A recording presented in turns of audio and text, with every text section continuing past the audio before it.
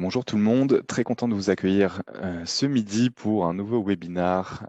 Et ce matin, on va mettre en avant un de nos utilisateurs et nos utilisatrices, plus précisément avec Make My Mask, et on reçoit Camille, la cofondatrice de Make My Mask. Bonjour Camille. Bonjour Florent, bonjour à tous.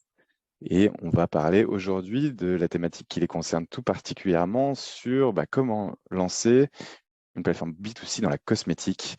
Et Camille va présenter en quelques mots Make My Mask. Mais avant ça, comme vous le savez, sur Zoom, format webinar, vous pouvez échanger, on peut se dire bonjour dans le chat. Si vous avez des questions ou quoi, que vous voulez interpeller, que ce soit Camille ou moi, n'hésitez pas, hein. L'idée, c'est de le rendre un peu interactif. Et de la même façon, vous retrouverez ce contenu, donc tous nos webinars sur notre blog Seed Legals. On en a un certain nombre. L'idée de ce matin, c'est de mettre en avant justement nos utilisateurs et notamment Make My Mask qui a levé des fonds avec nous et Seed Legals notamment. Donc Seed Legals aussi en deux mots, donc plateforme SaaS qui permet de digitaliser les opérations sur le capital, que ce soit sur la partie financement sous forme de BSAR, comme a pu notamment le faire Make My Mask sous forme d'augmentation de capital, comme aussi a pu le faire Make My Mask suite justement à leur développement, et on en parlera ce matin avec Camille, et également de générer tout ce qui est plan de BSPCE, intéressement capital des salariés, tout en gérant la partie table de capitalisation, l'actionnariat. Donc, en quelques chiffres, si légal, c'est 140, 150 personnes dans le monde. On est principalement donc, au Royaume-Uni, en France, à Paris, Dublin, également en Irlande, Hong Kong et Singapour. Et on a plus de 40 000 startups sur la plateforme, donc c'est assez conséquent, énormément de données sur les tendances de marché et beaucoup de projets divers et variés et tout aussi intéressants comme on va le voir ce matin avec Make My Mask sur la cosmétique et notamment les soins capillaires. Mais tu vas nous en dire un peu plus, Camille. Et pour terminer peut-être le tour et les chiffres concernant Seal Legals, c'est aussi plus d'une dizaine de personnes pour la France, plus de 400 startups accompagnées en France avec plusieurs millions de fonds levés au travers de la plateforme. Et on est très content ce matin de mettre en avant nos utilisateurs et notamment toi, Camille, avec Make My Mask. Donc, comment tu pourrais te présenter en deux mots, alors que ce soit toi et Merci puis Make My Florent. Mask? Merci Florent, je suis ravie d'être ici. Bonjour à tous, donc je suis Camille Lacroix, j'ai 36 ans. Je suis la cofondatrice de Make My Mask. J'ai travaillé précédemment pendant plus de 10 ans dans le domaine de la cosméto et des capillaires dans un grand groupe américain. Et puis j'ai rejoint le projet Make My Mask il y a une petite année maintenant. Donc, Make My Mask, pour celles et ceux qui ne connaissent pas, c'est une marque en fait de soins traitant 100% naturels pour traiter toutes les problématiques capillaires, que ce soit les problématiques capillaires sévères ou moins sévères, pellicule, chute de cheveux, psoriasis. Tout cela, on va le traiter de manière 100% naturelle. Et c'est une marque qui a maintenant à peu près 3 ans, qui a été créée par une docteure en pharmacie qui s'appelle Julie Pernet et qui a voulu développer en fait ces traitements du cuir chevelu après sa chute de cheveux postpartum. Elle a voulu créer quelque chose de 100% naturel et surtout 100% efficace. Et c'est comme ça que maintenant on commercialise toute une gamme à peu près de 25 produits avec des études cliniques qui prouvent l'efficacité de tous nos masques. Et on commercialise essentiellement en pharmacie, sur notre site internet et aussi dans des salons de coiffure spécialisés. Et grâce à Seed Legals, on vient de terminer notre levée de fonds fin janvier. Voilà. Ouais, ça, c'est une belle étape de développement. Et ce qui est aussi intéressant, et on va en parler là ensemble, c'est tout le parcours que vous avez pu faire parce que, comme tu viens de le dire, Make My Mask, avec votre beau logo derrière, vous avez pu vous prendre là maintenant des locaux, vous développer, vous structurer. Et comme dans tout projet entrepreneurial, il y a plusieurs étapes. Et effectivement, Ouais. toi, même avant de rejoindre le projet, c'est comme tu viens de le dire. Donc, Julie, qui, elle, est docteur en pharmacie, qui, déjà sur le problème, elle, de ce que j'ai pu lire, elle a été confrontée à ce problème côté perte de cheveux post-partum, et ce qui a fait qu'elle s'est dit, je vais faire des traitements avec des poudres naturelles, et c'est comme ça que c'est venu un peu la genèse Alors, de la problématique. alors, l'idée de la création de Make My Max, c'est vraiment venu d'une situation personnelle et que 50% des femmes connaissent, c'est la chute de cheveux postpartum. Donc, après la naissance de son enfant, 50% des femmes subissent un déséquilibre hormonal qui fait que la conséquence principale, c'est la chute de cheveux. Donc, ça a des conséquences psychologiques, physiques, etc. Et donc, Julie a voulu, comme elle est docteur en pharmacie, donc un peu experte des Ouais. botaniques, elle connaissait la poudre, elle connaissait les huiles, les choses comme ça. Donc, elle a voulu appliquer en fait son expertise à sa propre problématique. C'est comme ça qu'elle a commencé à développer ses propres formulations et des formulations qui sont avérées super efficaces. Et elle s'est dit, tiens, il n'y a pas ça sur le marché. Allez, j'y vais, je me lance, je commercialise ces masques, ces traitements du cuir chevelu de manière préformulée, prédosée. Ça n'existait vraiment pas de manière très pratique, en fait, pour les mamans, pour les femmes qui travaillent, des personnes qui n'ont pas vraiment le temps de faire ça de façon naturelle et qui prennent du coup des alternatives plus conventionnelles, comme des shampoings traitants, des choses comme ça. Et donc, c'est là d'où est venue l'idée vraiment du Make My Mask. Et donc, elle a créé ça il y a à peu près 3 ans, seule. Effectivement, et elle avait justement participé à un des programmes à l'époque, c'était The Family, qui s'appelait Gold Up, Ouais, et qui était justement sur l'entrepreneuriat féminin et qui aidait justement des entrepreneuses, hein, ou entrepreneurs avec un E, qu'importe, je ne sais pas comment on précise, mais effectivement, elle avait participé à ça, et c'est à cette occasion où on a eu les premiers échanges avec Sid Legals et Julie. Et ce qui est intéressant de voir aussi avec le parcours qui est le vôtre chez Make My Mask, c'est ben, comme tout parcours entrepreneurial, effectivement, il y a ces étapes. Donc, il y a la genèse avec cette première problématique ouais, que tu viens de nous raconter sur son cas personnel et particulier. Donc, elle se dit, ouais, j'ai une exact. idée, en plus mêlée avec son expertise. Et après, elle se lance. Et d'ailleurs, d'un point de vue forme juridique, moi qui suis juriste en plus, forcément, donc, quand elle est venue, on a discuté parce qu'elle voulait financer au départ ses besoins qui sont les premiers besoins. Tu pourrais nous en dire un peu au travers de ce que Julie avait pu te dire quand tu l'as rencontrée. Ouais, Et sauf qu'elle avait choisi une forme juridique qui était la SARL. Et sauf qu'elle voulait initialement faire quelques BSR, donc pour financer son projet. Comme vous connaissez peut-être les bons de souscription non, par accord, bons de souscription d'action, pardon, par accord d'investissement rapide. Je confondais là avec les BSPCE, c'est les petits lapsus. Mais ce qui permet justement de financer de manière assez flexible au départ le projet, mais sauf que la forme juridique qu'elle avait choisie initialement, c'était une SARL et c'est pas éligible. On ne peut pas justement émettre ce type de BSAR ou même de faire généralement des augmentations de capital pour faire entrer des investisseurs. La forme de SARL, c'est très bien pour peut-être d'autres modèles économiques ou de développement. Mais bref, en tout cas, il fallait transformer la société en SAS. Et donc, quand on avait échangé avec elle, nous, ce qu'on lui avait dit, elle peut justement faire cette transformation avec un conseil ou peu importe, ou en ouais. passant par une plateforme ou autre. Donc, elle avait fait ça. Donc, elle avait transformé sa société de SARL à SAS pour pouvoir ensuite faire ses BSR. Et puis après, il s'en est suivi les premiers financements. Et surtout, il s'est posé la question, après ses premiers financements, de l'association avec toi. Donc, vous vous étiez rencontrés comment? Tout à fait. Alors, déjà, il y a eu un besoin de s'associer. Donc, si tu veux, Ouais, dans la tête de Julie, il y a eu déjà tout un cheminement. Elle aurait pu rester solo founder, mais en fait, le besoin de s'associer, il est né du fait que c'est assez naturel. C'est déjà la charge de travail. Et je pense que beaucoup ouais, d'entrepreneurs le ressentent. On est fort dans des domaines spécifiques. On peut pas cumuler toutes les expertises. C'est impossible. Et donc, du coup, ton expertise a une certaine limite. Et c'est là qu'elle s'est dit, il faut que je me fasse accompagner par des gens qui sont compétents là où je ne le suis pas. Donc, il y a la charge de travail, il y a aussi le domaine de la compétence où tu as des limites en tant qu'entrepreneur. Et puis, il y a aussi, elle s'est heurtée au fait qu'il y a eu le besoin de lever des fonds. Et dans ce besoin de lever des fonds, les feedbacks, c'était, ah, t'es solo founder, ah, ça va ouais. pas le faire. Donc, il y a eu 3 angles, tu vois. Et c'est à partir du moment où, quand elle a voulu lever des fonds de façon très officielle, elle s'est vraiment heurtée à ce mur. T'es solo founder, j'irai pas. Je cherche déjà un co-founder qui va te permettre de t'apporter de la structure, de t'apporter cette expertise. Julie, elle est très experte en sciences, en développement de produits, commercial et communication. Tout ça, c'est vraiment son domaine. Mais elle n'avait pas de pilier financier, structurel, opérationnel. Tout ça, elle l'avait pas. Donc, c'est ça on lui a donné ça comme feedback. Et c'est comme ça qu'elle s'est dit, OK, il faut que je commence à trouver mon co-founder. Ouais. Et Donc, tu ça, vois, c'est la un femme, super point, ouais.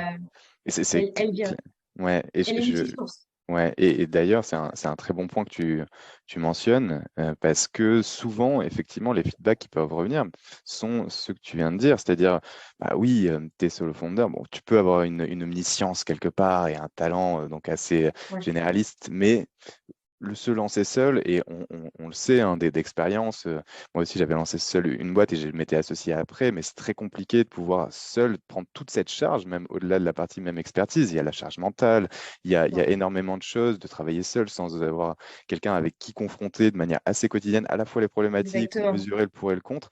Pour ça, c'est génial que vous Ouais, là, soyez rencontrés. tu soulignes un point super important, c'est confronter son point de vue.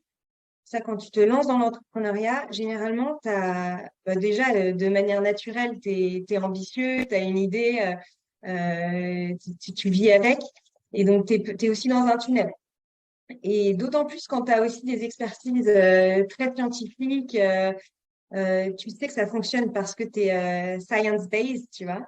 Mais quand tu challenges cette idée avec quelqu'un qui est un peu plus business-oriented, ça peut aussi changer la donne. Donc, c'est pour ça que c'est hyper intéressant, même, en fait, faire ton capital à un associé, c'est pas forcément euh,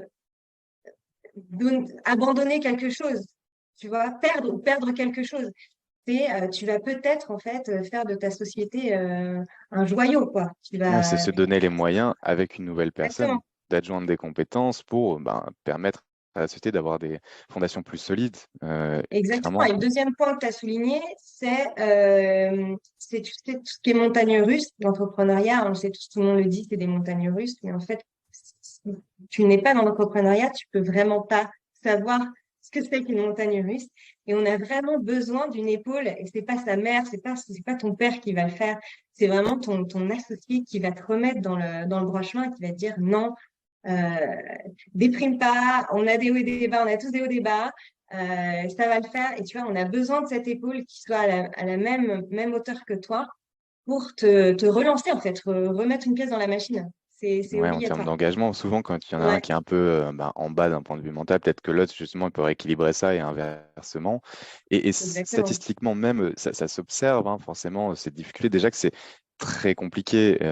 On le sait que l'entrepreneuriat, de lancer un projet de zéro et de l'amener à un, et donc de construire quelque chose en ayant quand même l'ambition, comme tu l'as dit, eh ben, de faire en sorte d'améliorer l'état de l'art de l'existant, quoi. On a quand même cette prétention quand on lance l'entrepreneuriat et c'est très compliqué. Et donc de le faire tout seul ou toute seule, évidemment, c'est d'autant plus difficile pour les raisons dont on vient de parler. Et ce que j'allais dire, statistiquement, effectivement, il y a plus de chances d'échouer un projet quand on est seul, sauf peut-être si, bon voilà, on peut être très talentueux et y arriver. Ouais. Évidemment, il y a toujours des exceptions, mais statistiquement, effectivement, c'est plus compliqué et ça se retranscrit également. Donc, ce que tu disais en termes de feedback, quand ben, Julie avait commencé à lever des fonds en étant solo founder et donc seule fondatrice, elle a été confrontée à ces feedbacks côté investisseur qui lui disaient, ben, il faut que tu sois associé avec quelqu'un pour permettre d'avoir bah, justement cette complémentarité et de pouvoir avoir des fondations un peu plus solides. Ça se traduit également pour des fonds d'investissement sur des thèses. Vous savez, ils ont Ouais. des thèses d'investissement et Ouais. notamment, ils se disent, on évite justement des ben, solo Oui, founders en termes d'entreprise dans lesquelles on investit parce qu'en fait, ça essaye de diminuer le risque de l'équipe tout à fait. fondatrice. Et donc, Tu as c'est raison. En là fait, où il y a des éléments un peu concrets là-dessus ou comment ça se ouais. traduit, ouais. Ouais, en fait, même très concrètement, c'est tout naturel. En fait, un investisseur qui est dans le capital risque ou même un incubateur, un accélérateur, il va choisir des projets qui sont avec multi-associés parce que tout simplement, en fait, il part du principe, enfin pas tous, mais il part du principe que si tu n'as pas réussi à convaincre un associé de rejoindre ta boîte, pourquoi nous on le ferait? Tu vois, tout simplement. C'est très, très, très juste. Et, et du coup, tu as toute cette histoire aussi de complémentarité, d'équipe qui est complète, qui est totale, d'expertise partagée, de garder son équilibre entre vie pro, vie professionnelle, ça fait un espace de santé optimale, tu vois, de la société. Mais tu as surtout ça, en fait. Lui, il est là pour dérisquer, hein, l'investisseur. Bien Donc, il sûr, va dérisquer plus sur deux têtes qu'une seule tête. clairement. Et concrètement, je vais te dire comment ça s'est passé Nous, quand on s'est mise, tu vois, dans la levée de fonds du coup, à pitcher devant des analystes de Ouais, potentiels fonds d'investissement, et ben, la première question qu'ils nous posaient, c'est de bien rechecker la case. Vous êtes solo founder ou co-founder? Quel est le deuxième co-founder? Et ils allaient tout de suite vérifier sur LinkedIn si nos profils étaient updatés, tu vois, avec co-founder ou autre d'accord. chose. Ah, c'est Ils allaient, intéressant. Ça montre à quel point c'est primordial, justement, notamment ouais, pour eux, comme tu dis, incubateurs, accélérateurs ou investisseurs, bah, de s'assurer que ce premier sujet-là ouais, est bien sécurisé, entre guillemets. Parce que, effectivement, un des ouais, points importants à avoir en tête, c'est que, bon, quand on est solo fondeur, c'est ce qu'on vient de se dire, c'est assez risqué. Mais après, l'autre risque aussi, et l'un des plus gros risques de ben, perte du projet, ou pas perte du projet, mais en gros, si on n'y arrive pas, c'est le conflit entre associés. Donc, la complémentarité et la manière aussi dont on s'associe, c'est très important et c'est même primordial. Et c'est pour ça que je suis curieux de savoir comment vous vous êtes rencontrés, parce que il faut pas tomber aussi dans le biais. Moi, j'ai pu observer ça en pratique. Certaines startups, c'est ah ben moi, je lance mon projet, je suis solo founder, mais j'ai quand même vendu une action à une personne externe pour que ce soit, bah, par exemple, une SAS et pas une SASU, et au moins qu'on montre que je suis pas seul. Mais ça, en fait, c'est de la poudre aux yeux un ouais, peu, c'est une sorte de ouais, truchement et personne n'est dupe. Donc, oui, sur ça, en fait, l'idée, c'est comme ben, vous chez Make My Mask, Julie a commencé, donc elle a eu la force de caractère, l'ambition, etc. Et bon, elle lâche rien, et toi non plus, donc c'est très bien, vous êtes bien trouvées toutes les deux. Et c'est de pouvoir justement trouver quelqu'un qui fasse justement la complémentarité dont tu parlais. Et d'ailleurs, elle s'était presque associée avec quelqu'un avant, puis ça l'a pas fait. Donc finalement, ouais, ça s'est pas fait, ben c'est pas grave, elle a continué, puis tout vous à êtes fait. trouvés. Est-ce que tu peux nous en dire un En peu fait, là-dessus? euh, en fait, faut savoir que dans le parcours d'une recherche d'associés, le parcours, il peut être aussi, il peut être multiple, hein. Tu peux rechercher sur les réseaux sociaux, tout simplement. Tu peux rechercher dans ton entourage, tu peux rechercher par des connaissances. Et là, en l'occurrence, le premier associé, enfin, du coup, ça s'est pas concrétisé, mais le premier associé de Julie, c'était une personne qui travaillait au sein de sa société et qui cochait toutes les cases de la complémentarité, tu vois, toute Ouais. l'expertise qui lui manquait. Donc, c'était un CFO. Et après, ça l'a pas fait. Et moi, justement, ça m'a pas alerté parce que ça l'a pas fait parce que lui il était déjà dans un projet entrepreneurial. Et en D'accord. effet, c'est très, très difficile de monter deux boîtes en même temps. Je pense que c'est très, Déjà très rare qu'une, c'est même. très compliqué, alors deux, Ouais. bah, d'autant Oui, plus, c'est quoi. très compliqué. Et en fait, nous, alors il y a beaucoup d'histoires comme ça de startups assez exceptionnelles. J'ai rencontré mon co-founder à la boulangerie. Enfin, enfin, tu vois, un truc assez rigolo. Et ben nous, c'était pareil. En fait, Julie, c'était ma voisine. Donc, c'est ma voisine de palier. Ça fait 2 ans, du coup, qu'on se connaît.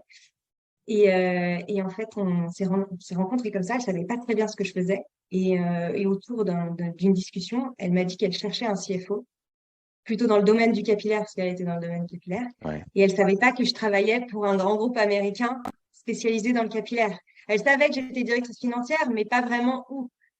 Et quand je lui ai dit que je travaillait pour cette boîte-là, elle a dit, ah ok, non, mais en fait, c'est toi qu'il me faut. Génial. Et moi, mon parcours entrepreneurial, je dirais, il s'est développé pareil à la suite d'un congé maternité. Tu vois, quand tu fais des enfants, bah, derrière, tu as beaucoup de choses qui se développent dans ta tête, des nouveaux projets, des changements d'angle dans ta vie. Et donc, moi, je voulais partir dans un projet entrepreneurial et je savais pas comment. Tu vois, ça s'est fait, c'est arrivé au bon moment, comme ça. On s'est C'est rencontrés au bon l'entrepreneuriat. moment. Ça fait partie justement il y a des moments comme ça, alignement Ouais. des étoiles, et bah, les opportunités se créent. Et après, derrière, Oui, alors vous arrivez à là, trouver. il y a l'alignement de la rencontre, si tu veux, et puis Ouais, après, tu as l'alignement du fit, le fit avec ton associé. bien sûr. Donc ça, c'est un alignement aussi que tu dois vérifier et que tu dois tester pendant un certain nombre de jours. Tu peux pas te dire, ah, cette fille est sympa, cette fille, son projet est cool, le marché, je pense qu'il tient la route. Non, après, en fait, et Il y a c'est ce l'humain. qu'on a fait avec Julie, on a travaillé pendant plusieurs mois ensemble. Mais quand je te dis ensemble, c'est elle à côté de moi, tu vois. pour voir si on arrivait à s'entendre au niveau professionnel. Parce que personnellement, on s'entendait très bien, mais professionnel, c'est une autre histoire. Bien sûr. Donc, on a dû se confronter à des problèmes, à des recherches de solutions, mais ensemble. Et c'est là qu'on a pu confronter nos caractères. Et moi, je le conseille à toute personne qui se lance dans l'entrepreneuriat de faire la même chose que moi, de tester pendant, franchement, plusieurs mois Ouais. avant C'est de quoi, 3 mois signer. à peu près Ouais, 2 mois et demi, ouais, c'est ça, Ouais, c'est ça, 3 hein. mois. C'est un peu comme une période d'essai quelque part sur l'association, de Ouais, tester si ça tout à fait, fonctionne. Et tout effectivement, à fait. et là, à ce moment-là, il n'y avait pas une question, ah mais oui, mais tu me dis pour mes actions ou quoi, sur cette partie justement association, comment vous avez un peu, euh, pas Alors, ouais, dérisqué, ça, mais ouais, c'est... Alors, oui, donc là, tu as l'angle vérification de l'entente, du fit. ouais, Et ensuite, tu as aussi vérification de tout ce qui est action et engagement bah, c'est ça, ouais, tout à dans fait. l'entreprise. Donc, l'engagement, il s'illustre par justement les actions partagées, le partage d'actions. Donc, au départ, avec Julie, Julie m'avait proposé quelque chose qui m'allait pas parce que ma première remarque, c'est que si t'as pas un partage d'action qui est équitable ou qui est fair, tu seras jamais aussi investi que ton associé. Ouais. Et ça, c'est hyper important parce que l'humain, c'est comme ça, hein, tu pars vite dans la frustration et la frustration, ça te fait pas travailler. Donc, on le sait tous. Donc, il faut que tu sois, je dirais, à minima, soit au même partage d'actions, 50-50, ou alors entre un 60-40. Je trouve que ça reste aussi Bien sûr. équitable pour une boîte.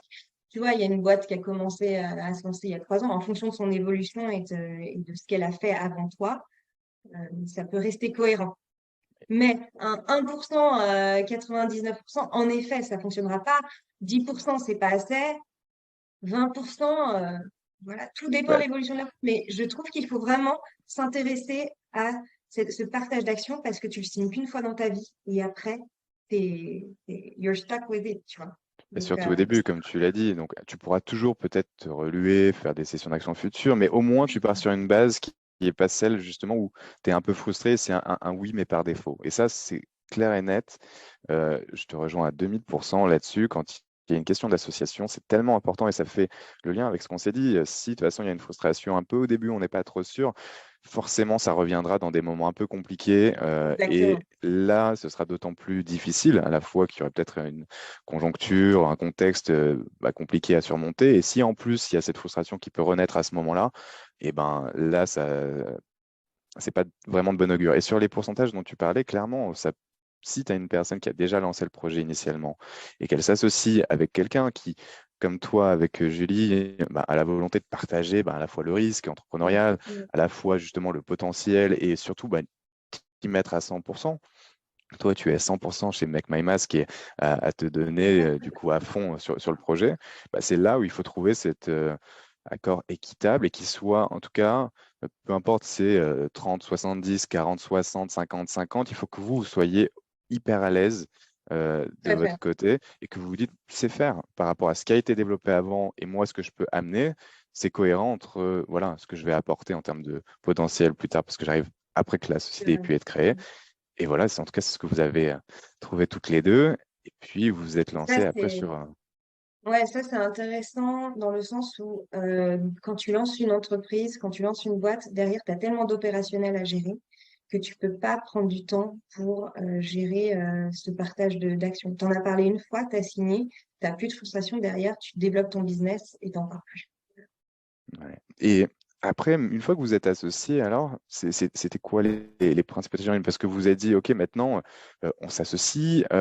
Il y avait un besoin de financement notamment. C'est là où on a pu nous rendre utile avec la plateforme et c'est légal, c'est facilité un peu ça. Mais comment tu pourrais nous raconter justement, voilà, tu rejoins l'association et vous vous y mettez à fond avec Julie. Et après, voilà, vous vous dites, on va lever des fonds, vous définissez votre besoin de financement. Est-ce que tu peux nous en dire un peu plus là-dessus? Oui, alors le besoin de levée de fonds, il est venu assez rapidement parce que comme toute entreprise un peu B2C, on investit énormément derrière la marque. Donc, on avait notre trésorerie tu vois, qui fondait un peu comme neige au soleil. Et en fait, Parce que le modèle on économique, avait, c'est vous avez de l'achat de produits, il y a un peu de stock on a, peut-être, parce que ouais, effectivement, tu étais B2C. B2C. B2C, c'est plus compliqué que de vendre du service. B2C, tu as toute une gestion de stock derrière, tu as une gestion de matières premières, de production, de de labellisation, logistique. de certification, de mise sur le marché, de R&D. Et donc ça, c'est des coûts énormes, c'est des coûts structurels, tu as des coûts fixes, des coûts variables. Et donc, ouais, parce que derrière, tu dois produire quelque chose, tu dois le sortir et le vendre. Et donc, tu as aussi tout ce qui est publicité, mais ça, c'est le marketing et ça, c'est commun aussi à plein d'autres entreprises, B2C, B2, tech et retail. Et donc, nous, on s'est confrontés au fait qu'on devait, pour maintenir notre BP et faire la croissance qu'il nous fallait, on devait un certain nombre de trésoreries.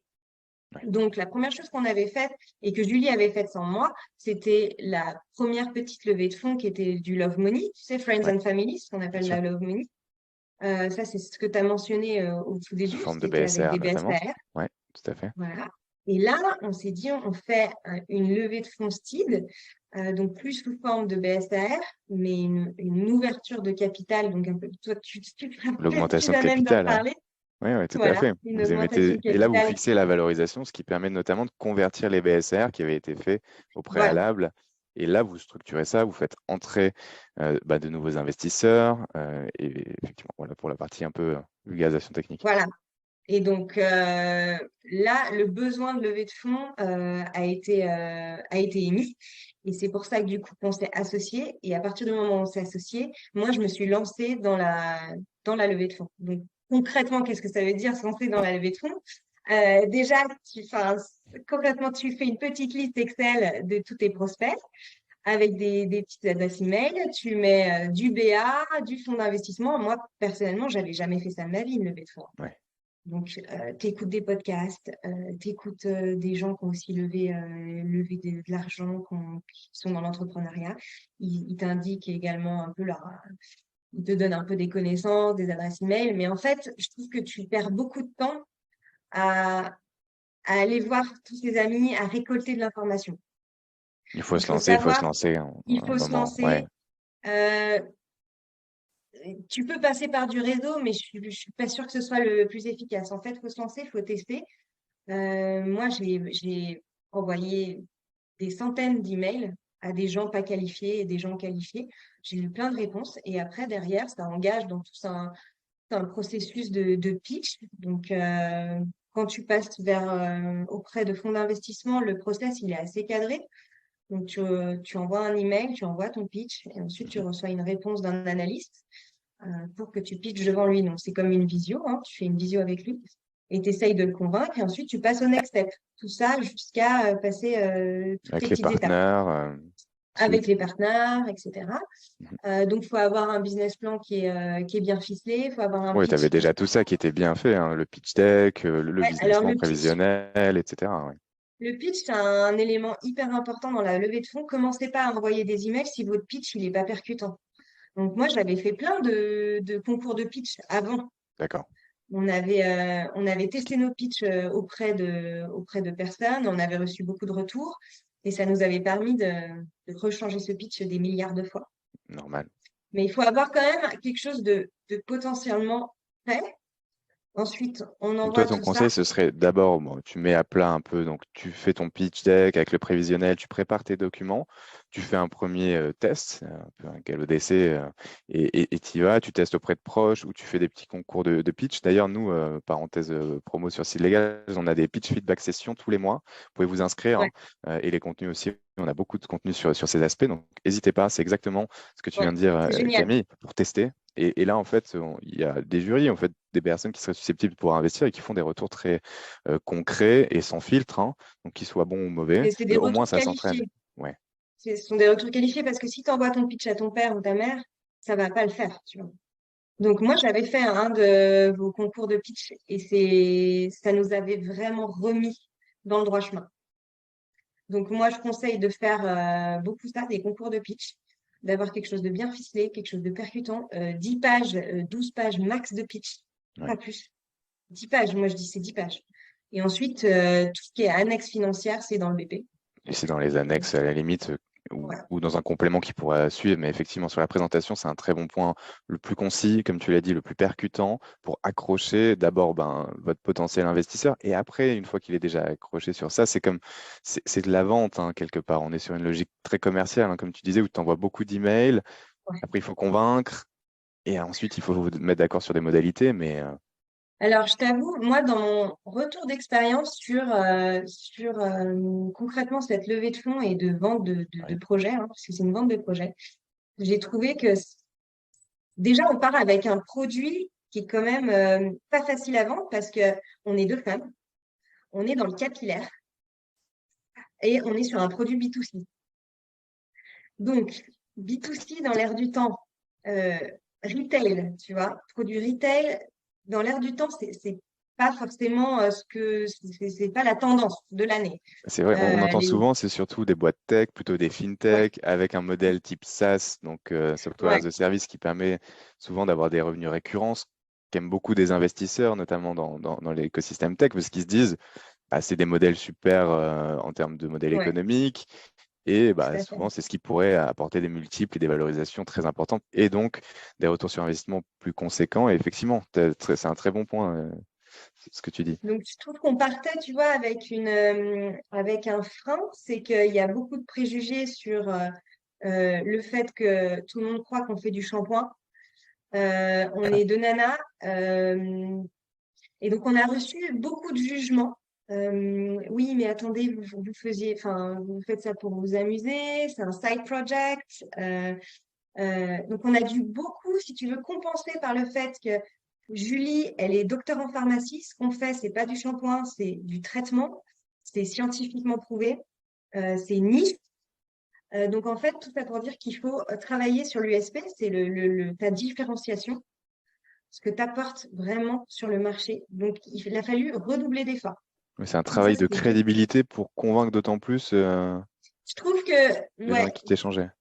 de par le fait que mon produit, il paraît futile, puisque on parle de capillaire, donc souvent, ça a un reflet un peu futile. Ensuite, on est deux femmes. Et désolée de le dire, mais encore une fois, aujourd'hui, même dans la société dans laquelle on vit, on doit quand même un peu redoubler d'efforts pour faire nos preuves. C'est difficile à entendre. Et troisièmement, il n'y a pas de troisièmement. Non, non, c'est Bah, tout simplement pas sur le ça. modèle économique, retail, B2C, avec, comme tu dis, Oui, on se dit avec il y a toujours plus l'inflation, de crainte pour un avec, investisseur ouais, dans le retail. Il y a toujours plus de crainte pour un investisseur d'investir dans le retail de par la tendance actuelle d'investissement qui est partagée entre d'ailleurs des investisseurs hommes et investisseurs femmes. Il y a comme une thèse unique d'investissement en ce moment. C'est la tech, c'est le SaaS. Moi, j'ai appris ce que ça voulait dire SaaS, tu vois, quand on a levé des fonds. Je savais pas du tout ce que c'était. Et donc, en fait, tu entends tellement ça dans ton parcours de levée, tous les feedbacks que tu reçois, tu entends tellement ah, mais c'est pas du SaaS, ah, mais c'est pas du service, ça, c'est pas de la tech, alors elle est où votre tech? C'est vrai qu'on a essayé, si tu veux, de se transformer pour plaire. ouais, ça c'est ce que tu m'avais dit quand on avait échangé pour préparer un peu ce webinaire sur, bah, tu as tellement de feedback que des fois, justement, sur là, le point que tu mentionnes, sur, bah, vous n'êtes pas de tech et donc forcément à vouloir du coup y ajouter de la tech là où ça ne ferait pas vraiment sens et c'est pas venu en fait sur votre modèle et ce que vous voulez faire en termes de vision. Non, il n'y a pas de tech, mais certes, euh, c'est comme ça. Exactement, exactement. Et donc, en fait, nous, c'est une erreur, tu vois, c'est une erreur de débutant, c'est de vouloir enfin, plaire aux autres. Et donc, on a transformé, au fur et à mesure des feedbacks, on a transformé notre business model, on a transformé notre modèle pour essayer de cocher les cases de ces Mm. fonds d'investissement. Et, euh, et on a perdu, je dirais, 2 mois dans la levée de fonds. On a refait des pitchs, on a remodélisé le BP 50 fois, on a fait 50 autres pitchs pour mettre plus de tech dedans, pour mettre plus de SaaS dedans. Et oui, tu peux trouver du SaaS, tu peux trouver du service, tu peux trouver de la tech dans tous les projets, même hyper retail. Tu peux trouver un angle, tu vois, qui parle le plus aux gens. Et en fait, c'est lors d'un autre concours de pitch, d'ailleurs, je pense que c'était le tien, c'était Seed Legals, euh, où il y a 3 personnes qui m'ont dit, en fait, vous vous êtes perdus. Votre modèle, il est retail, c'est il faut que vous restiez dans le retail. Tu vois, ils m'ont remis dans le droit chemin et ils m'ont juste éclairé, quoi. Ouais, Et on à était arrêter de quatre. se perdre, à essayer de vouloir cocher, comme tu dis, des cases pour plaire et potentiellement avoir des manifestations d'intérêt sur l'investissement. Bah, je suis très content en tout cas si ça vient de notre jury côté Ouais. pitch feedback, session de C-Legals. C'est le but, hein, c'est d'essayer justement, c'est des Le personnes qui sont but, assez habituées sur ça. voilà, exactement. Le but, c'est quand vous demandez à des personnes de vous faire des feedbacks, il faut que ce soit super qualifié. Parce que vous n'avez pas une minute à perdre, en fait, dans votre journée. Vous avez vous ne pouvez pas perdre autant de temps avec des personnes qui sont pas qualifiées. Donc, quand vous parlez à quelqu'un, il faut que vous sachiez exactement ce qu'il fait. Et non pas parce que un ami m'a dit qu'il fallait que je parle avec lui, parce que lui, il est un peu dans le capillaire, ça va peut-être t'aider. Mais en fait, non, il faut. Si tu sais pas ce qu'il fait, ton interlocuteur, et si tu sais pas si ça va te donner quelque chose pour ta boîte, il faut pas le faire. En fait, quand tu montes une boîte, il faut être opportuniste. Moi, je garde toujours ce mot dans la tête. C'est pas très joli, opportuniste, mais il faut l'être. Chaque personne avec laquelle tu parles, il faut qu'il faut une win-win situation. Voilà. Et il faut garder le Et cap. Et ça aussi, c'est très compliqué regarde, sur avoir la confiance justement de son projet naissant. Et d'où on revient aussi sur le premier point qu'on a abordé. Le fait d'être à deux, ça permet quand même de se donner mutuellement d'autant plus confiance sur la stratégie et la vision qu'on peut en avoir du projet. Quand même, tu peux évoluer. Et il en existe plein des projets qui peuvent pivoter ou adjoindre, par exemple, de la tech dedans. Mais il faut effectivement, comme tu l'as dit, éviter de se perdre et rester sur ses fondamentaux, quoi. Et te on peut permettre partir loin. justement. Ouais, ouais, mais ça, c'est normal, c'est le propre aussi de tout entrepreneur comme toi et Julie, où bah, voilà, il y a une vision, vous partez loin, il y a des milliards d'idées, mais au-delà de ça, après, sur l'exercice, comme tu le dis, de la levée de fonds, il faut être concis, pragmatique Ouais, et je suis savoir d'accord. garder ses fondamentaux pour pouvoir ensuite bah, mener à bien cette opération, qui est une opération, et nous, on le voit souvent, et on le dit et on le redit, mais très complexe, c'est très difficile, surtout en ce moment, dans l'écosystème, bah, on le sait, on l'a vu d'ailleurs avec les dernières nouvelles, donc l'instabilité bancaire, la SVB, etc. Donc on rajoute un petit peu de flou et de brouillard, d'incertitude, là où il y en avait déjà avec le contexte géopolitique. Peut-être c'est des questions, Tout à des fait. feedbacks qu'on a pu te donner, tu vois, sur ah bah oui, mais il y a l'inflation, vos produits ils viennent d'où, etc. Donc Tout ça à fait. suscite aussi des questions. Les investisseurs, je pense qu'ils sont aussi très compliqués d'un point de vue négociation de la valorisation, où bah, il faut s'accrocher un peu en plus de la négo parce que, bah, pareil, le contexte va plutôt en faveur des investisseurs que des entrepreneurs aujourd'hui en 2022 et 2023. Donc, Alors oui, bah, personnellement, mon retour là-dessus, c'est surtout qu'en fait, moi, j'avais jamais fait de levée de fonds et donc je me suis entourée de vous, de Sealegals. Donc c'est pas du tout pour jeter des fleurs, mais c'est juste que dès que j'avais une question de valorisation, bah, toi, Florent, tu y répondais de manière très claire et tu m'as aussi beaucoup orientée dans la mise en place de cette valorisation. Pourquoi on la met comme ça? On je la l'argumente auprès des justifie, bien investisseurs? sûr. Comment on la justifie? Qu'est-ce qu'il faut que je mette en avant? Et tout ça, je l'ai fait avec toi, en fait, en collaboration avec toi, parce que moi, je l'avais jamais fait dans ma vie.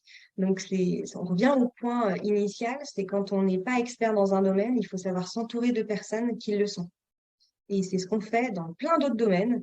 Et donc, tout ce qui est juridique, légal, levée de fonds, bah non, on s'entourait de c'est légal. Et c'est comme ça qu'on a pu avoir toutes les réponses. Et d'ailleurs, nos investisseurs aussi nous l'ont souligné. Tout ce qui est aspect légal, on a fait intervenir vos avocats à un moment donné parce qu'il y avait aussi des petites discussions un tout petit peu Bien sûr. tendues avec certains investisseurs, ça peut arriver, pour se mettre d'accord sur certains points. Bah là, on fait intervenir un avocat et ça donne une assise en fait Ouais, aussi à notre c'est un crédibilité. professionnalisme et de faire Exactement. ça de manière sérieuse. Et bah, je suis très, très content que ça ait pu aider. C'est nous, notre rôle. Et donc, bah, ravi que ça ait pu justement mener à bien cette opération parce que c'est compliqué, on revient sur ce point, de lever des fonds, et tu l'as vu, tu l'as vécu. Et le point dont tu parlais aussi, c'est bah, d'autant plus dur quand on est une femme et une équipe de deux femmes.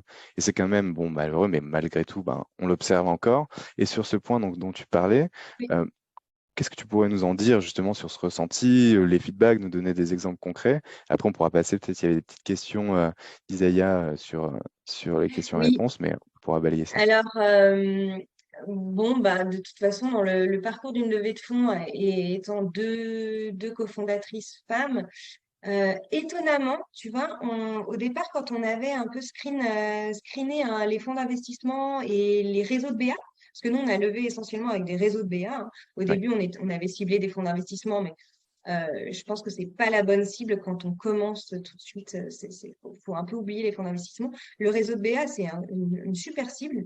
Et on s'était dit, on va cibler des réseaux de BA féminins parce que toutes les problématiques, et en tout cas notre storytelling, il part d'un postulat extrêmement féminin. Tu vois, la Ouais. chute de cheveux postpartum. Donc on s'est dit, tiens, ça va parler à tellement de femmes, ça va être tellement percutant d'un coup. Et ben, figure-toi que pas du tout. On n'a eu aucun lead d'investisseuse femme. On a Et bloqué au pourquoi? fond. C'est parce que leur thèse d'investissement, c'était plutôt de la tech? C'était quoi les raisons Alors, selon toi? multisource, déjà, un réseau de BA extrêmement féminin, que de femmes, ça ne veut pas dire que l'analyse derrière, c'est une femme. Donc, celui qui Ouais, va screener d'accord. tes pitchs, ça ne veut pas dire que c'est une femme. Ça peut être un homme et du coup, il pense que tu fais du shampoing. Donc là, déjà, c'est compliqué. Deuxièmement, lorsqu'on arrive à toucher des femmes, c'est vrai que bah, la thèse d'investissement, elle est toujours très ciblée tech, fast. Ouais.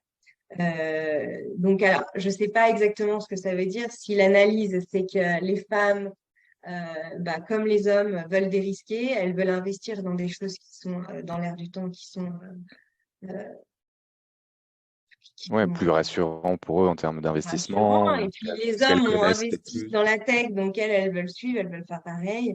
J'en sais rien. Je ne sais pas Ouais. comment je l'analyse. Et, et en fait, figure-toi que tous nos investisseurs, eh ben, ce sont des hommes.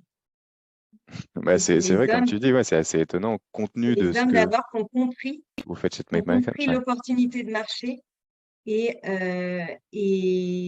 ouais, enfin, l'opportunité du traitement en fait derrière. C'est eux qui l'ont compris en premier.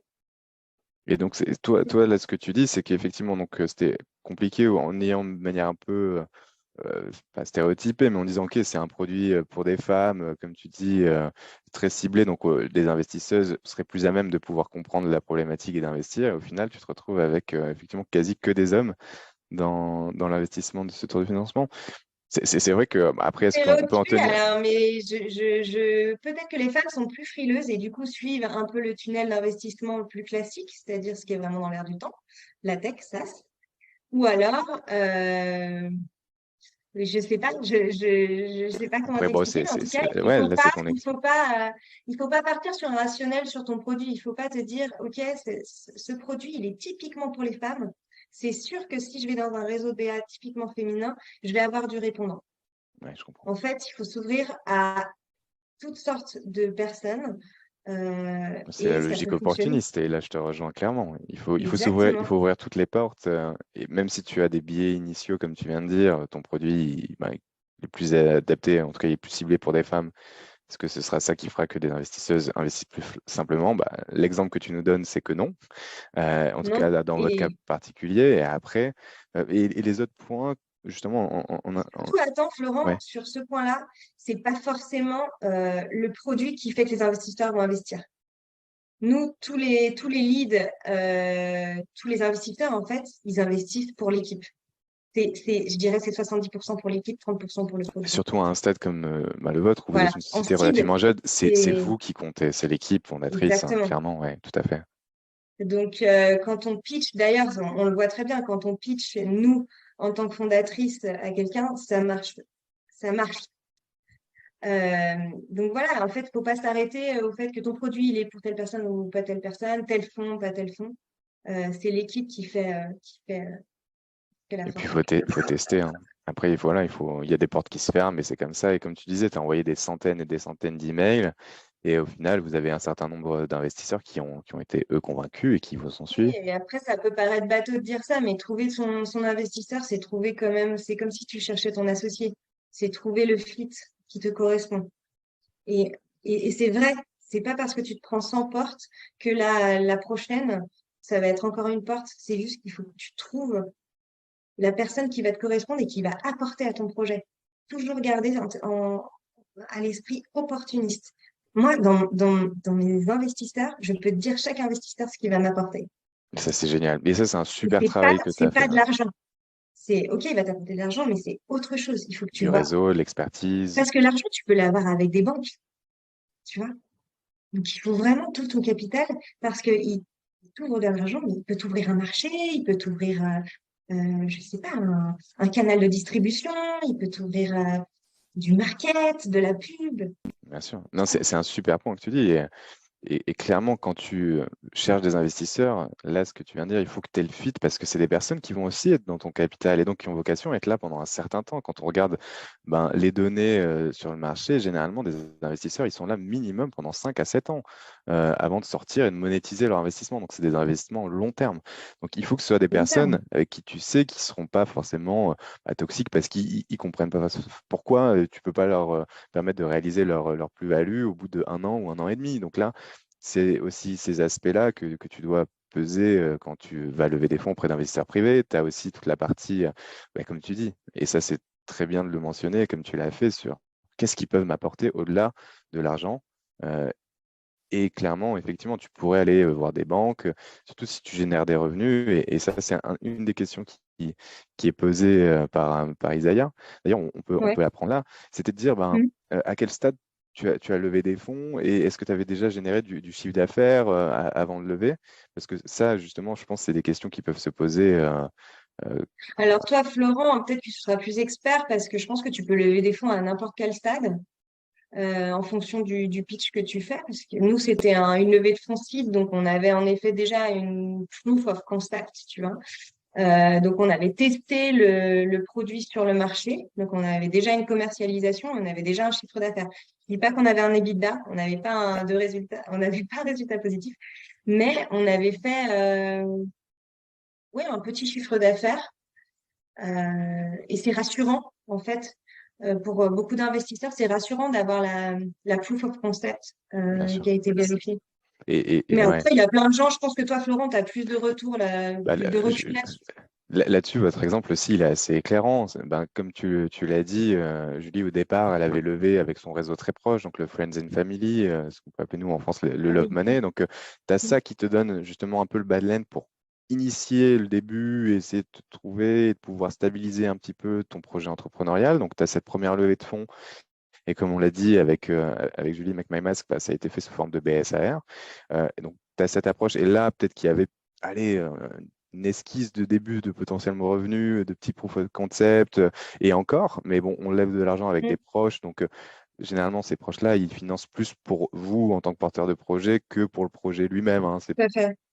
Et c'est votre potentiel. Après, oui, ils croient en vous, évidemment. Mais sur l'autre ensuite aspect, là, ça dépend de ton projet, vous, votre modèle économique, effectivement. Si vous commercialisez, et on le sait, hein, c'est le thème un peu de ce matin avec votre mise en avant sur le B2C et du cosmétique, quand tu vas sur du retail, si tu n'as pas encore généré de revenus, c'est d'autant plus risqué. C'est très, très, très compliqué de pouvoir quand même lever des fonds. Donc, il faut à minima déjà montrer que tu es cette proof of concept, comme tu l'as dit, et en fait que tu es un début de traction, savoir que tu es des gens qui sont prêts à, Mhm. à acheter, quoi, et à acheter au moins un certain nombre pour que ce soit relativement représentatif sur le potentiel de ce que ça peut devenir et avec le marché que tu peux ouvrir. Donc, l'aspect générer des revenus, très important, d'autant plus, je pense, avec un modèle économique comme le tien. Mais prenons l'exemple aussi des secteurs type SaaS, donc Software as a Service, où on se dit on va créer un modèle plutôt tech et même que tech et serviciel au travers de cette logique tech et plateforme. Euh, Généralement, des investisseurs, prenons les fonds d'investissement comme exemple, parce que souvent on se dit on va lever des fonds, on va aller voir des fonds d'investissement, des institutionnels, mais eux, ils veulent attendre que vous ayez déjà, vous, fait votre travail, c'est-à-dire d'initier, de mettre un peu d'argent, de risquer, de prendre des risques, de tester Tout à fait. et de stabiliser un peu aussi votre projet entrepreneurial en ayant peut-être aussi convaincu d'abord des business angels d'investir. C'est le travail aussi de ces business angels, travail au sens justement de l'écosystème, de vous financer, de vous aider à passer à l'étape supérieure. Et l'autre étape, c'est quoi?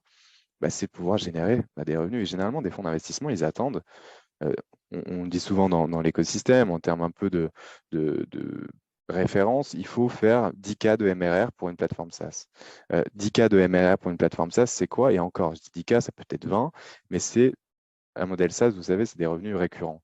Et donc, le MRR, c'est le Monthly Recurring Revenue. Donc, ça permet en gros de dire tous les mois, on génère en moyenne X milliers d'euros.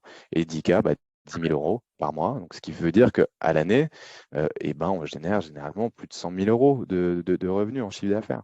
Et ça, c'est forcément le meilleur argument pour convaincre des investisseurs de pouvoir déjà générer de l'argent, même si, comme tu l'as aussi dit, Camille, c'est que derrière, tu n'es pas rentable, mais c'est normal que tu ne sois pas rentable au début, c'est de l'investissement. Et vous connaissez cette fameuse courbe en J, et la courbe en J, quand on représente graphiquement, qu'on appelle justement the valley of the death, c'est où là, justement, c'est l'investissement où c'est pas rentable, mais après, l'idée, c'est de remonter et de viser une rentabilité à terme.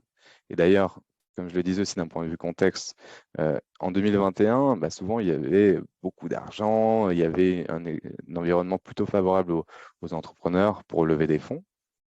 Aujourd'hui, donc c'était le mot croissance, le mot un peu que tout le monde attendait. Si on montrait la croissance, même si on montrait pas trop de rentabilité, ça allait, on peut lever des fonds. Ouais. Mais aujourd'hui, dans notre contexte actuel, rentabilité, c'est le maître mot et qui a remplacé le mot croissance. Donc, on peut faire la croissance, mais aujourd'hui, d'autant plus montrer la rentabilité. Donc, voilà, pour répondre à la question de manière un peu générale, j'ai été long, mais c'est l'idée. Mieux vaut générer des revenus pour être d'autant plus convaincant d'un point de vue purement financier. Et après, ça devrait aller. En tout cas, je vous le souhaite. Et tu avais une autre question d'Isaiah. Donc, à quel type d'événement tu recommanderais de rencontrer une cofondatrice? Donc, à part habiter à côté de chez elle, donc ça, c'est peut-être comme dans ton cas. Mais est-ce que tu as des événements peut-être en tête Alors à oui, recommander? nous, on continue aussi à être dans ce genre de réseau. Il y a plein de réseaux, que ce soit des réseaux féminins, d'entrepreneurs qui existent, hein. Nous, on en fait partie de plusieurs. Je recommande que ce soit local, des réseaux aussi locaux de ta région. Il y a les chambres de commerce aussi qui font beaucoup d'événements. Donc, je recommande aussi que tu t'insères aussi dans cet écosystème, dans ces réseaux-là, en local. Et après, il y a aussi, nous, on a eu aussi la Bourse French Tech à la BPI. Donc, derrière, ils font beaucoup d'événements en collaboration aussi avec la Chambre de commerce. Donc, ça aussi, c'est des moments où tu peux être visible. Euh, il y en a des tas, Ouais, hein, il y a surtout plein si tu es à d'états. Paris. Surtout si tu es à Paris. Nous, on a fait quelque chose qui s'appelait Graines de Boss aussi. C'est un Sachant réseau. que toi, tu n'es pas à Paris, hein, donc il faut dire aussi Et que sachant que nous, on n'est l'écosystème pas n'est du pas qu'à tout Paris. localisé à Paris. Toi, tu es à Annecy. Moi, je suis à Annecy, sachant que je suis pas à Paris, que j'ai des enfants, donc je peux pas m'amuser tous les soirs à faire des dîners réseautés. Donc, c'est aussi un frein. Mais si vous n'avez pas d'enfants, vous êtes sur Paris, il y a énormément de réseaux. Et il y a donc ce réseau Graines de Boss qui a à peu près 500 BA et investisseurs. Et c'est pas seulement de l'investissement, c'est aussi du coaching. Donc, tu vois, tu as plein de trucs un peu hybrides comme ça qui sont intéressants. Ouais. Que ce soit gratuit ou payant, je suis sûre que t'en as des gratuits qui sont tout aussi efficaces. Voilà. Mais il faut toujours que ce soit qualifié, que ce soit des réseaux quand même qualifiés pour un angle Structurer d'attaque. un peu. Exactement. Je ne sais pas si vous avez d'autres questions. En tout cas, c'était un plaisir d'échanger avec toi, Camille, sur ton parcours sur Make My Mask avec Plaisir un beau projet partagé. et un potentiel hyper, hyper important. Et je te souhaite en tout cas tout le meilleur. Je ne sais pas si vous avez d'autres Super. questions. Euh, on voit qu'il y a une petite question qui pose. Écoute, merci Mélodie, bravo, super intéressant. Merci pour ton partage encore d'expérience et ton témoignage, Camille. Merci à vous tous de Merci nous avoir Florent, suivis. merci à tous. Et puis, n'hésitez pas à me contacter en privé aussi sur LinkedIn si jamais vous avez des petites questions sur l'entrepreneuriat. J'y répondrai avec plaisir.